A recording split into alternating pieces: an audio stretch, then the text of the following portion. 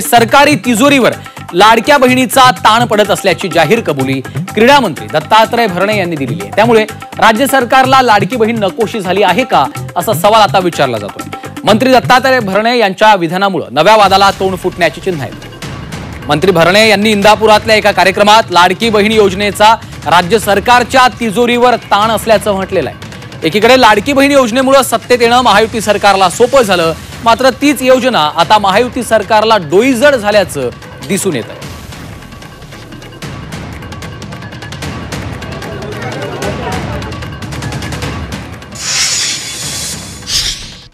त्यामुळे ह्या वर्षी सगळ्या राज्यामध्ये तुम्हाला मी सांगतो हे मान्यच केलं पाहिजे, लाडक्या बहिणीमुळे शासकीय तिजोरीवरती थोडा ताण आहे।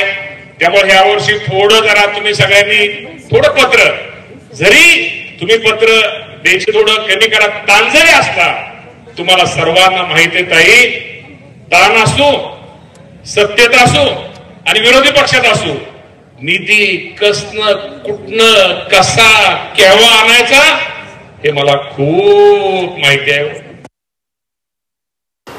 1500चे 2100चं वचन दिले, बजेटमध्ये आलं का? उलट तुम्ही 1500 देताना आदिवासी बांधवांचा हिस्सा काढून घेतला, त्याच्यानंतर सामाजिक न्याय विभागाचा हिस्सा काढून घेतला, अनेक विकास कामाला तुम्ही काट मारला आणि लाडक्या बहिणीला दिलं। सामाजिक न्याय पण महत्वाचा आहे ना, समाजाला न्याय देणं महत्वाचं आहे, आदिवासी बांधवांना निधी पोहोचणं महत्वाचं आहे, परंतु तो निधी तुम्ही काढून याचा तोंडातून काढून त्याच्या दुसऱ्याच्या तोंडात काढला। मला असं वाटतं ही सुद्धा भूमिका चुकीची आहे।